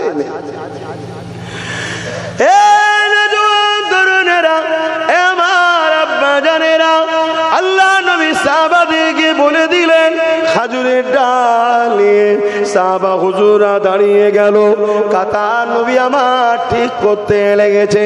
এই কাতার ঠিক করতে করতে দেখা যায় দুটো ছোট ছোট বাচ্চা ওই কাতারের মধ্যে দাঁড়িয়ে রয়েছে, কিন্তু তাদের মাথার হাইটটা কম বলে, ছোট তো তারা, বয়স হলে হাইট তো কম হবে, তাই পায়ের গোড়াগুলোর ওপরে ডিঙি দিয়ে ঠেলে উঠছে, যাতে করে রাসূলুল্লাহ আমাদেরকে ছোট মনে করে বার না করে দেয়। কেননা ইসলামে মুরব্বীদের, মেয়েদের আর বাচ্চাদের লড়াইয়ের ময়দানে থাকতে না। তাদের উপরে যেমন জুলুমও চলে না, লড়াইও চলে না, তাদেরকে আঘাত যেমন করা যায় না, তাদেরকে ময়দানে নিয়েও যাওয়া যায় না। এই জন্য রাসূল পাক সাল্লাল্লাহু আলাইহি ওয়াসাল্লাম যাতে বুঝতে না পারে, এই জন্য বাচ্চা দুটো পায়ের উপরে ডিঙি দিয়ে ঠেলে ঠেলে উঠছে। আল্লাহ নবী সামনে এসে দাঁড়িয়ে গেল, কতক্ষণ ডিঙি দিয়ে রাখবে, আর এমন করে দাঁড় পড়ে গেল, পাটা নিচুর দিকে নেমে গেল। আল্লাহ নবী মুচকে এসে বললেন, বাবারে, তোমরা দুজন বাচ্চা এখানে কি করছো বাবা? এটা কোনো খেলার ময়দান নয়। এতক্ষণ ছিলাম তাদেরকে বুঝাবার জন্য, এখন তারা লড়াইয়ের জন্য গিয়েছে, আমাদেরকে ডিফেন্স করতে হবে। ডিফেন্স করতে গিয়ে জীবনও চলে যেতে পারে বাবা। কার বাচ্চা, তোমরা ঘরে ফিরে চলে যাও। ওই বাচ্চা দুটো বলতে লেগেছে, ইয়া রাসূলুল্লাহ, হাবিবাল্লাহ, আমরা আমাদের আম্মা জানকে বলে এসেছি, আমরা যখন মদিনা নববী শরীফের দিকে গেলাম, কোন মুরব্বী সাহাবা ছাড়া যুবক সাহাবাদেরকে দেখতে পেলাম না, আপনাকেও দেখতে পেলাম না। ঘরে গিয়ে মাকে জিজ্ঞাসা করেছিলাম, মা, আজকে মদিনা নববী শরীফে শুধু মুরব্বী সাহাবারা রয়েছে, যুবক সাহাবারা নেই কেন? আল্লাহ নবী নেই কেন? মা বলেছিল, বাবা ছেলে রে, ওই মক্কার জালিম সন্ত্রাস আবু জেহেল 1000-এর উপরে সৈন্য নিয়ে আল্লাহ নবী ও মদিনার উপরে হামলা করার জন্য আসছিল। আল্লাহ নবী তাদেরকে মদিনায় প্রবেশ করতে দেবে না, এই জন্য তিনি সাহাবাদের নিয়ে হাজির হয়েছে, রওনা দিয়েছে। ইয়া রাসূলুল্লাহ, হাবিবাল্লাহ, মাকে বলেছিলাম, মা, বড়দের বড় বড় অস্ত্র হয়, আমরা তো ছোট দুটো ছোট ছোট কি ছুরি পাওয়া যাবে না? মা জানতে চেয়েছিল, বাবা কেন, কি করবে? মা জানকে বলেছিলাম, মা, রাসূলুল্লাহ দুশমনকে জাহান্নামে পাঠাবার জন্য আমরাও যাব।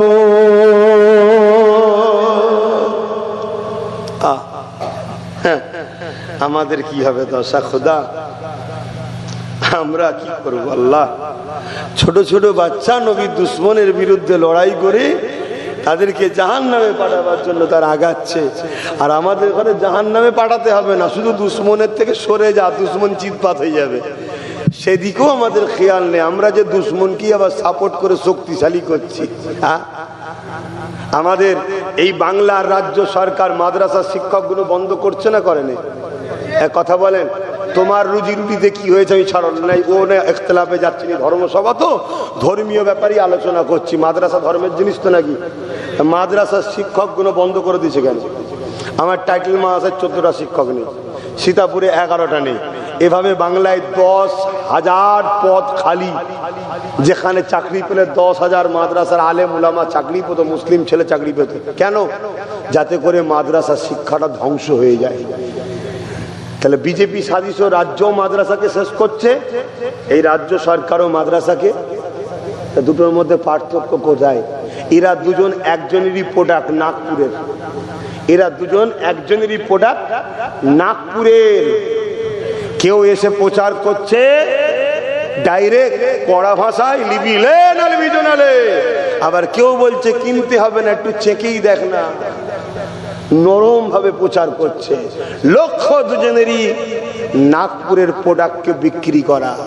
এখনো যদি আমার জাতি তোমরা না বোঝো, তোমার মসজিদ, তোমার মাদ্রাসা, তোমার কবরস্থানের উপরে যখন আঘাত হচ্ছে, এরপরও সেই আঘাত দেওয়া জালিম অত্যাচারী গুলোকে তোমরা যদি সাহায্য করো, আল্লাহ তাদের হাতে তোমাদেরকে শেষ করে দেবে। কথা স্পষ্ট কথা, লুকোচুরি করে কথা নাই, ঘুরিয়ে বলার কিছু নেই। যার লিবার হবে নেবেন, না লিবার হবে না নেবেন। আমার ডিউটি খালা, আল্লাহর কাছে কিয়ামত দিন বলবো, আল্লাহ আমি বলেছিলাম যেখানে জাতিকে কেউ বলতে চাইনি এবং বড় একটা অংশ মুসলিম সমাজের উলামা দাবিদার তারাও জালিমদের কাছে বিক্রি, এরকম একটা টাইমে মালিক আমি যেখানেই গেছি আমি সমাজকে জাগাবার জন্য বলেছি। এক গ্রামে যদি 100 বার গেছি 100 বারই বুঝিয়েছি আমার ডিউটিতে আমি গাফলতি করিনি মালিক, তুমি আমায় মাফ করে দাও, আমাকে জাহান্নামে দিও না, এজন্য বাপ ডিউটি পালন করছি। লিবার হয় নেবে, না নিবার হয় না নিকে যান, আমার অসুবিধে নেই। আল্লাহর জাত পাকের কসম করে বলছে, আপনারা যদি আমার কথা না মানেন আমার কোনো অসুবিধা নেই, কিন্তু আমার ডিউটিটা পালন হয়ে গেল।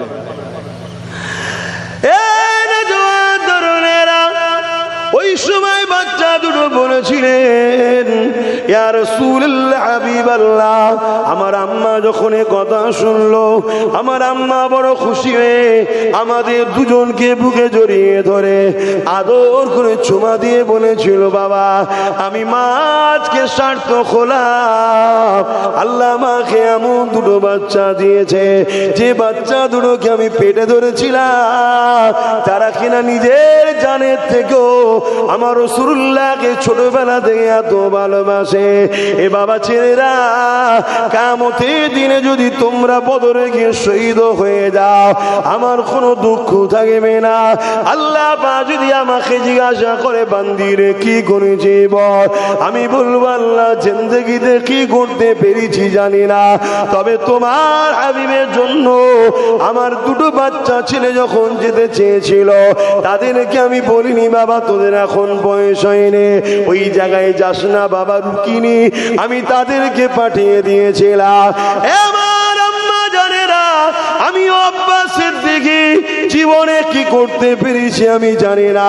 কিয়ামতের দিনে আল্লাহ যদি আমাকেও জিজ্ঞাসা করে কি করেছিস বল, আমি বলবো আল্লাহ কি করেছি, ইবাদত তো করেছি, কবুল হয়েছে কি জানি না, তবে হ্যাঁ চুচুড়ায় যখন রাজ্য সরকার তালা মেরে দিয়েছিল মসজিদ মাদ্রাসা, হে আল্লাহ তাদের প্রশাসনের ভয় না করে আমি কড়া হাতে প্রতিবাদ করে তোমার ঘরের তালা করে নামাজ আদায় করে তোমার ঘরকে আবাদ করেছিলাম। এই যুবকেরা, তরুণেরা, কেননা ইতিহাস কাওয়া দেয় হযরত ইব্রাহিম আলাইহিস সালামকে যখন নমরুদ আগুনে ফেলে দেয়, ওই সময় এমন করে ছোট একটা জীব গিরগিটি ফু দিচ্ছিল আগুন যাতে ধরে, কিন্তু গিরগিটির ফুঁয়েতে আগুন তো বাড়ার কোনো ব্যাপার নেই। আর আজ নাই চুচু করে পানি নিয়ে ইব্রাহিম নবীর আগুনে করে ফেলতে লেগেছে যাতে করে আগুনটা বন্ধ হয়ে যায়। তার সামান্য পানিতে আগুন বন্ধ হওয়ারও তো ব্যাপার না, কিন্তু মনে রাখবেন আমার আল্লাহ ফারিস্তাদের নিয়ে ফয়সালা করে দিল, হে ফারিস্তারে গিরগিটির ফুঁয়েতে আগুন বাড়ারও ব্যাপার নেই, কিন্তু ইব্রাহিমের বিরুদ্ধে প্রমাণ দিল আজনায়ের পানিতে আগুন বন্ধ হওয়ারও ব্যাপার নেই, কিন্তু ইব্রাহিমের পক্ষে প্রমাণ দিল আমার বন্ধু ইব্রাহিমের পক্ষে যে ওকে মারা আমি নাজায়েজ করে দিলাম, আর গিরগিটি যে আমার ইব্রাহিমের বিরুদ্ধে তাকে মারা জায়েজ করে দিলাম। আজকে যদি তুমি আমি ঐক্য হয়ে ওয়াকাফ কাবাকে বাঁচাবার জন্য, মসজিদ মাদ্রাসাকে বাঁচাবার জন্য তুমি আমি যদি ক্ষমতা দখল করে আগাবার চেষ্টা করি, তোমার আমার দ্বারা কি হবে জানি না। তুমি আমিও যদি কিছু করতে নাও পারি, কিন্তু তুমি আমি প্রমাণ দিয়েছিলাম আল্লাহ তোমার দুশমনদের সাথে আমরা ছিলাম না। এর বিনিময় হতে পারে আল্লাহ তোমাকে আমাকে জান্নাত যাবার উপযুক্ত বানিয়ে দেবে। আরো জোরে বলুন সুবহান। আমি কি করতে পারবো জানি না, কিন্তু আমি চেষ্টা করছি। শুনছেন তো নাকি না? কষ্ট হচ্ছে আপনাদের? সাহস নিয়ে চেষ্টা করি। কত দূর যাবে না যাবে, কি হবে না হবে, ফাইসাল্লা কার। আমি কি জানতাম 3 মাসের একটা গাছে ফল হবে? কি আল্লাহ 3 মাসও নয় 1.5-2 মাসের গাছে একটা ফল দিয়েছে। এখন সে গাছ 5 বছর হতে যাচ্ছে। আল্লাহ চাইলে ফল আরো বাড়াতে পারে, আর নাই গাছ পুরো ফেলে দিতে পারে, ঠিক না বেটি? কিন্তু উদ্দেশ্য তো আমার আল্লাহর জন্য। জুলুম বন্ধ করো, অন্যায় বন্ধ করো, মানুষের অধিকার দাও, গরিবের অধিকার দাও। আমার কওমের উপরে যে বড় বড় অত্যাচার হচ্ছে বন্ধ করতে হবে। তার জন্য যে লুহা কাটছে, ওই লুহা কাটার জন্য আমাদেরও লুহা দরকার। এটাই তো চেষ্টা একটা হুজুর হিসাবে। এছাড়া কি করতে পারে? এটা হুজুরেরই তো কাজ, এটা তো আমলোকের কাজ নয়। এই রাস্তা দেখাবার দায়িত্ব তো উলামাদের, এটা হুজুররাই করবে। কিন্তু দুঃখের বিষয় আজ এসব ছেড়ে দিয়ে যদি আমরা দালালিতে নেমে যাই, দৌড় বাবু অত কে কষ্ট করবে, কোথায় কে মারবে, কোথায় গাল দেবে, কোথায় বিরোধী হবে, কোথায় কে ঢিল ছুটবে, কোথায় কাজ ভেঙে যাবে, কোথায় হাত ফেটে যাবে, সব দরকার নেই বাবা। সোজা সহজ রাস্তা দালালিতে নেমে যা, আগেও গাড়ি পিছনেও গাড়ি, সব পেয়ে যাবি, পয়সা টয়সা আলো টালো সব পেয়ে যাবি। সহজ সরল রাস্তা, সবটাই দুনিয়ায় আছে রে বাবা। এবার রুচি তোমার, তোমার রুচি কি? কলা ছাড়ানো কলা পাওয়া যাবে, আর কলা খোসাওয়ালাও কলা পাওয়া যাবে। কি তেঁতুল তো ছাড়িয়েও বিক্রি হয়, তেঁতুলের খোসাওয়ালাও বিক্রি হয়। সমাজের বুকে যাবেন দেখবেন বেদানা এখন ছাড়িয়েও বিক্রি হচ্ছে, বেদানা গোটাও বিক্রি হচ্ছে, সবটাই আছে।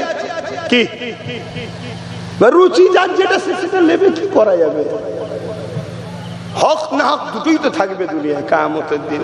তো হুজুর আমরা মাকে বলেছি, মা বলেছে বাবা তোরা যদি শহীদ হয়ে যাস আমরা খুশি হব, আমি ধন্য মনে করবো, কিয়ামতের দিন আল্লাহকে বলবো।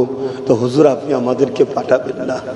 আল্লাহ নবী বাচ্চা দুটোর কথা শুনে বললো ঠিক আছে বাবা, তাহলে এক কাজ করো, এক সন্তান মায়ের কাছে ফিরে যাও, পানি হবে।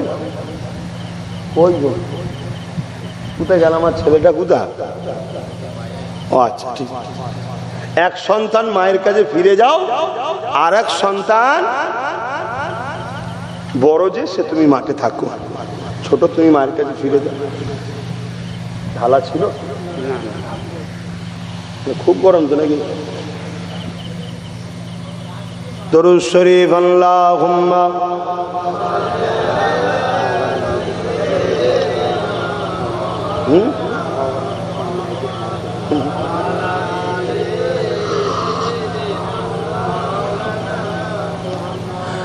বাপজান আমার, আল্লাহ নবী কি বললেন? তাহলে একজন যাও আর একজন থাকো। ছোট ভাইটা যখন এই কথা শুনলো যে আমার বড় ভাই চান্স পেয়েছে, আমি পেলাম না, মনে বড় দুঃখ। সে কাঁদতে লেগে যার আসমানের দিকে মুখ তুলে বলছে আল্লাহ কেন আপনি আমাকে বড় করলেন না, আমাকে কেন বড় করলেন না আল্লাহ? আমার বড় ভাই চান্স পেয়ে গেল, কিয়ামতের দিনে সে তো বলবে যে আমি বদরের নবীর সাথে ইসলামের পক্ষে জালিমদের বিরুদ্ধে ছিলাম। এটাই তো তার জান্নাত যাওয়ার জন্য যথেষ্ট। জোরে বলুন সুবহানাল্লাহ। আজকে আপনারাও তো বলতে পারবেন নাকি যে আল্লাহ নবী তো দেখতে পাইনি, নবীর বংশের আওলাদ যখন আবু জেহেলদের বিরুদ্ধে ছিল, আজকের আবু জেহেলদের বিরুদ্ধে আমি, জানেন তো নাকি? তা আমরাও সেই নবী বংশের আওলাদের সাথে ছিলাম, বলতে পারবেন না? কিন্তু সেই প্রেম সেই ভক্তি আছে। আজকে মুসলমানই তো সব থেকে বেশি সমস্যা করে। এই এলাকার টোটাল মুসলমান তো নাকি? জোরে বলুন। কানের কাছে এসে বলছে 6 বার 7 বার মাইকের তার কেটে দিয়েছে। কারা তার কাটছে বলে? কিন্তু মনে রাখবেন এই মুসলমানকে ইসলাম বলছে এরা মুনাফেক। এরা কি মুনাফেক? মুনাফেক আগে ছিল না? ছিল না? নবী পাক সাল্লাল্লাহু আলাইহি ওয়াসাল্লামের কাতারও ছিল। নবী পাক সাল্লাল্লাহু আলাইহি ওয়াসাল্লাম নামাজ পড়াতেন, নবী পাকের পিছনে ইক্তেবা করে নামাজ পড়তেন। আব্দুল্লাহ ইবনে উবাই, এই দাড়ি, মাথায় টুপি, 5 ওয়াক্ত নবীর সাথে নামাজ পড়তেন, নবীর সাথে জিহাদে গেছেন, হজ করেছেন, কত শুনছেন, দান করেছে। নবী হজ করতেন, অর্থাৎ কোরআন বলতেন, বসে বসে শিখত দিনী এলেম। কিন্তু কোরআন তাকে জাহান্নামী ঘোষণা দিয়েছে। আর অপরদিকে আবু বকর সিদ্দিক, যাকে কোরআন জান্নাতি সার্টিফিকেট দুনিয়া থেকে দিয়েছে। জোরে বলুন সুবহানাল্লাহ। কারণ কি? আবু বকর সিদ্দিকেরও দাড়ি টুপি ছিল, আবু বকর সিদ্দিকের পাগড়ি ছিল, জুব্বা ছিল। আব্দুল্লাহ ইবনে উবাই, তারও দাড়ি টুপি জুব্বা পাগড়ি ছিল। আবু বকর সিদ্দিক নবীর হাতে হাত দিয়েছে, আব্দুল্লাহ ইবনে উবাইও দিয়েছে। আবু বকর সিদ্দিক রোজা রেখেছে, আব্দুল্লাহ ইবনে উবাইও রেখেছে। আবু বকর সিদ্দিক হজ করেছে নবীর সাথে, আব্দুল্লাহ ইবনে উবাইও হজ করেছে নবীর সাথে। আবু বকর সিদ্দিক হজে গেছে, আব্দুল্লাহ ইবনে উবাইও নবীর সাথে হজে গেছে। এ যুবকেরা, আব্দুল্লাহ ইবনে উবাই নবীর সাথে জিহাদে গেছে, আব্দুল্লাহ ইবনে উবাইও গেছে।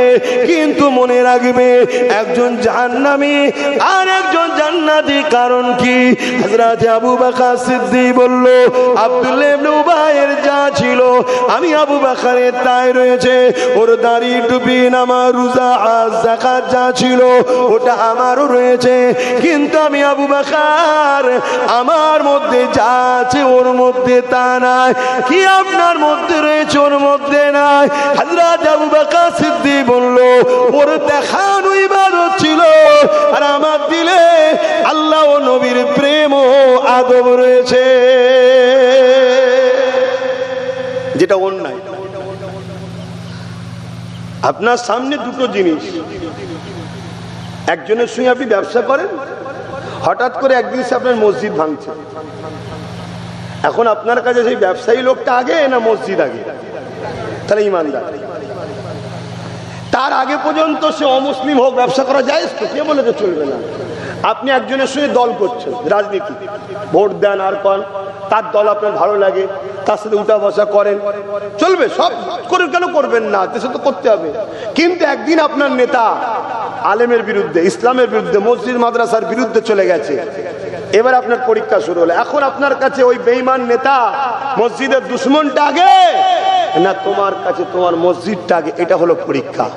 তুমি যদি এবার ওই বেঈমান নেতাকে ছেড়ে দিয়ে আগিয়ে আসতে পারো, তুমি ইমানদার। আর তুমি যদি আগিয়ে আসতে না পারো, তোমাকে বলা হয় মুনাফিক মুসলমান। শুনছেন তো নাকি? হ্যাঁ, যেমন আজকে কেন্দ্র সরকার একটা ওয়াকফ কালা কানুন করেছে, জানেন তো নাকি? এটা আমার দায়িত্ব, বাপ, বলতে হবে, নাই আল্লাহ আমাকেও ধরবে।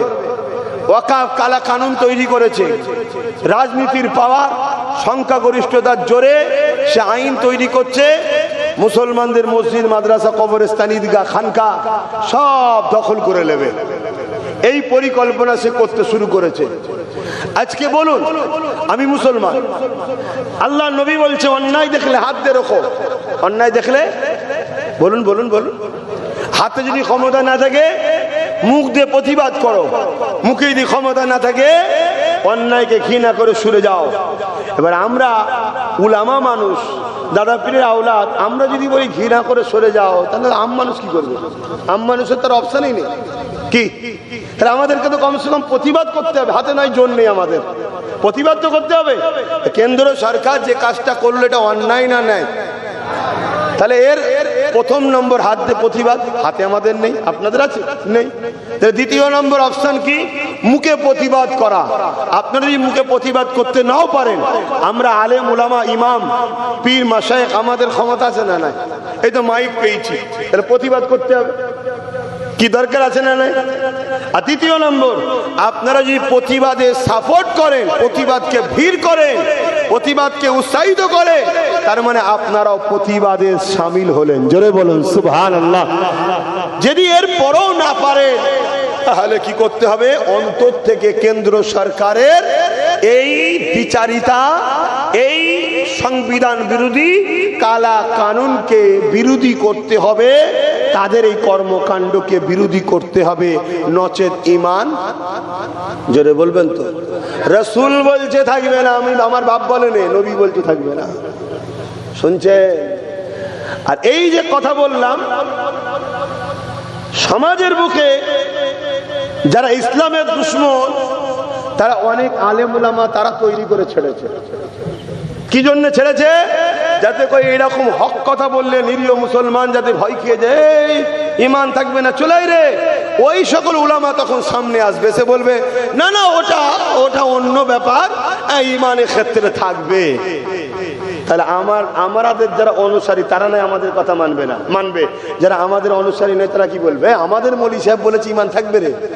তাই আমি প্রত্যেকটা সাধারণ মানুষকে বলবো, কোন মৌলী সাহেব যদি বলে অন্যায়ের বিষয়ে এই তিনটে বৈশিষ্ট্য না থাকার পরও ঈমান থাকবে, ওই মৌলী সাহেবের সঙ্গে আমাকে ডিবেটে বসা, ও হারামখোর কত বড় গাদ্দার প্রমাণ করে দেবো। শুনছেন না শোনেননি? ও ইহুদি খ্রিস্টানদের দালাল, ও ডলারের পিছনে ছুটছে, ও ইসলামের দুশমন, ও মুসলিম সেজে আছে। কেন? ব্রিটেনের মাটির তলাতেও খ্রিস্টানদের গোপন মাদ্রাসা রয়েছে, তারা সেখান থেকে আলেম তৈরি করছে, তাদের অবৈধ সন্তানদের ঘরে তৈরি করে দাড়ি টুপি জুব্বা পাগড়ি লাগিয়ে মুসলিম কান্ট্রিতে পাঠিয়ে দিচ্ছে। তার একটা নমুনা বলে যাচ্ছি। গত কয়েক মাস আগে আপনারা দেখেছেন কি জানি না, ঢাকার মসজিদে প্রায় দীর্ঘ 17-18 বছর ইমামতি করেছে, 17-18 বছর পর ধরা পড়ল, সে বলছে আমি খ্রিস্টান। শুনছেন? এই কথা মাথায় ঢুকছে তো নাকি? আর ওই জন্য বলছি বাপ, কিভাবে শেষ করছে, বাঁচার উপায় কি? এই বাঁচার উপায় দিনের শেষে যে একটাই কথা, কোন জিনিসের সঙ্গে আল্লাহ রসুলের সঙ্গে টক্কর হবে, টক্কর, তখন তুমি কার পক্ষে দাঁড়াবে? শুনছেন তো নাকি? ধরো আপনার ছেলে হল ইসলামের দুশমন হয়ে গেছে, শুনছেন? তাহলে আল্লাহ রসুলের বিরুদ্ধে তো নাকি? এই টক্কর, আপনি বাপ, একদিকে সন্তানের মায়া, একদিকে ঈমান, এই জায়গাতে আপনি কোন দিকে দাঁড়িয়ে আছেন? শুনছেন তো নাকি? এদিকে শুনবেন। এই জায়গাতে আপনি কোন দিকে দাঁড়িয়ে আছেন? যদি আপনি আল্লাহ ও রসুলের দিকে থাকেন ঈমান, আর যদি ছেলে দুশমন হওয়ার পরও তার সাথ দেন, তাহলে আপনি বেঈমান। শুনছেন? এই যে টক্কর, এই পরীক্ষাতে আপনাকে দেখতে হবে উলামা, ইমাম, আলেম, পীর, পীরজাদা কি বলতে চাইছে, এটাকে আপনাকে দেখতে হবে। তো সেই জায়গায় খুব সাবধান। আখরি জামানা ঈমান লুটার জন্য আমার কওমের মধ্যে লোক ঢুকে বসে আছে। এমনও কিছু অবৈধ সন্তান আমাদের কওমের মধ্যে হয়ে গেছে, যে সন্তানদের সামনে মসজিদ মাদ্রাসার বিরুদ্ধে বললে তাদের গায়ে লাগে না, তাদের দুনিয়ার নেতার বিরুদ্ধে বললে এই অবৈধ সন্তানদের কষ্ট হয়। এরা কত বড় যারা সন্তান, চিন্তা করুন। এরা গুন্ডা, এরা মনে করছে আমার পাশে পুলিশ আছে, বোম আছে, বন্দুক আছে, আমার হাতে পাওয়ার আছে, আমি এলাকার দাদা, আমি যা বলবো তাই। আরে যারা সন্তান, তুই চুপ কর। তোর যদি ঈমান থাকতো, তোর সামনে মসজিদ মাদ্রাসার বিরুদ্ধে যখন কথা হয়, তোর মুখে তখন আওয়াজ পাওয়া যায় না, তুই মসজিদ মাদ্রাসার পক্ষে দাঁড়াস না। আর তোর ওই বেঈমান হারামখোর চোর নেতা যখন কিছু তার বিরুদ্ধে বলা হয়, তখন তোর বুকে লেগে যায়। জানতে হবে মুসলমান, এ মুসলিম ঘরের অবৈধ সন্তান ছাড়া দ্বিতীয় কিচ্ছু নয়। জানতে শিখুন, চিনতে শিখুন। সমাজকে বুঝতে যদি না পারেন, তাহলে আগামী দিন এই যে অস্ত্র কিনেছেন, ওই অস্ত্রতে নিজেরই গর্দান উড়ে যাবে। চালানো শিখতে হয়, তাই তো নাকি? হ্যাঁ, ঘোড়া খুব ভালো জিনিস, কিন্তু ঘোড়ার লাগাম পাকড়ানো, চালানো ট্রেনিং নিতে হয়, ওই ঘোড়াতেই তোমার জীবন চলে যাবে। আচ্ছা, এই অবৈধ সন্তানের কথা বললাম, আপনাদের কারো গায়ে লাগলো নাকি? যে অবৈধ তার লাগতেও পারে, তা আমার কি যায় আসে? এ বিষয়টা এখন মাইকে বলাতে কারো প্রেস্টিজে লাগলো নাকি? আরে আল্লাহ কোরআনে বলেছে, সূরা কলাম খোলো, সূরা কলাম খুলে দেখো। সেই সূরা কলামে একজন গোস্তাকে রসুল ছিলেন, সে নবী পাক সাল্লাল্লাহু আলাইহি সাল্লামের শানে সবসময় গোস্তাকি করত, বিয়াদবি করত, ইসলামের বিরোধী করত। আল্লাহ পাকের নবী বড় দুঃখ পেতেন, কষ্ট পেতেন। আল্লাহ পাক তাই তার সম্বন্ধে জানিয়ে দিল, তার সম্বন্ধে বলে দিল, হাবিব ওর কথাতে আপনি দুঃখ পাবেন না। ও চোর, ও বদমাইল, লুটেরা, চরিত্রহীন ইত্যাদি ইত্যাদি বর্ণনা দিতে দিতে শত শেষ 10 নম্বরে আল্লাহ বললেন, হাবিব ও হলো জারজ সন্তান। কে বলছে? তা আল্লাহ কোরআনে তো বলছে অবৈধ জারজ সন্তান। এই কথা যখন নবী সাহাবাদেরকে বলেছে যে আল্লাহ আয়াত নাজিল করেছে, ওর কানে কথা গেছে, ওর কানে কথা গেছে। ও তখন ওয়ালিদ বিন মুগীরা, নাম কি না, ওয়ালিদ বিন মুগীরা, সে তখন তার মায়ের কাছে গেছে তরোয়াল নিয়ে, মা মোহাম্মদ রসুল কখনো মিথ্যা বলে না, জোরে বলুন সুবহানাল্লাহ। বেঈমানরাও জানে মোহাম্মদ রসুল মিথ্যা বলে না, কিন্তু মানে না। ওই তো মানলে হারামের ইনকাম নেই, লুট নেই, চুরি নেই, কথা বুঝে আসছে না? এই জন্যে তো মোহাম্মদ সাল্লাল্লাহু আলাইহি ওয়াসাল্লাম বললো আমি নাকি জারজ সন্তান। তরোয়াল নিয়েছে, তুমি ঠিক করে বলো না গর্দান উড়িয়ে দেবো। তখন মা বলছে, বাবা মায়ের সাথে এইভাবে কথা বলে, তরোয়ালটা রাখ, কথা বলছি না, এক্ষুনি বলো। বলছে তুই যদি হালালি সন্তান হতিস, মাকে অস্ত্র ধরতিস, এটাই তো প্রমাণ তোর। তবে শোন বাবা, তোর বাপ ছিল অনেক জমিদার, অনেক জায়গা ছিল, কিন্তু তোর বাপের মূল জায়গাটা গন্ডগোল ছিল, বাকি আর খুলে বলছি না, বুঝলেন? সন্তান হতে গেলে যে নিয়ামতটা আল্লাহ, এটা আল্লাহর নিয়ামত। এই যেমন আজকে ইসরায়েলকে খোদা মেরে দিয়েছে, ইসরায়েল প্যালেস্টাইনের বাচ্চাদের ঘরে মারছে, আর আমার আল্লাহ ইসরায়েলে এমন মার মেরেছে, ওদের না নারী না পুরুষ সন্তান হওয়ার জন্য যেটা প্রয়োজন সেইটা উভয়ের আল্লাহ বন্ধ করে দিয়েছে, আর হচ্ছে না। শুনছেন তো নাকি? হ্যাঁ, তার মানে কি, যত যাই হোক সংসার জীবন করবে, কিন্তু সন্তান হবে না, খোদা মেরে দিচ্ছে। তো তোর বাপের এই সমস্যা ছিল, এই জমি জায়গাগুলো কে দেখবে? এই জন্য আমি একজন চাকর ছিল, তার থেকে তোকে নিয়েছি, আর বেশি খুলে বলতে পারছি না। কথা কিছু বুঝলেন? কিয়ামত পর্যন্ত মনে রাখবেন, যারা গুস্তাখে রাসূল হবে, যারা নবীর শানে গুস্তাখি করবে, আপনি তাকে দেখে সাহস করে বলার দরকার নেই, শুধু জেনে নেবেন এ অবৈধ সন্তান, এটা মাথার মধ্যে ঢুকিয়ে নেবেন। ইসলাম মানে না আলাদা বিষয়, ইসলাম মানে না, নবী মানে না আলাদা বিষয়, কিন্তু নবীর বিরুদ্ধে বলে না। প্রচুর লোক আছে না নাই অমুসলিমদের মধ্যে, কিন্তু দাড়ি টুপির আড়ালে, মুসলমানের আড়ালে অনেকে আমার নবীর বিরুদ্ধে কথা বলে না। এরা হচ্ছে অবৈধ সন্তান, এদের দিল কাঁদে এদের বেঈমানদের জন্য। আল্লাহ পাক কোরআনে সূরা বাকারার মধ্যে বলছে, এরা যখন মুসলমানদের সঙ্গে মেশে তখন বলে আমরাও তো মুসলমান, মসজিদে আসি, রোজা রাখি, ঈদগাহে যাই, সব করি। আবার গোপনে যখন এদের বেঈমান নেতাদের সঙ্গে বসে তখন বলে, আরে আমি তো শুধুমাত্র মস্করা করি ওদের সাথে, মুসলমানদের সাথে, আমি তো আসলে তোমাদেরই। তো যাক ভাই, সময় তো হু করে চলে যাচ্ছে গো, সময় তো কারো অপেক্ষা করছে না। একটু সালাত ও সালাম দেবো, আপনারা দাঁড়িয়ে সালাম দেন তো। আসেন ইয়া নবী সালাম,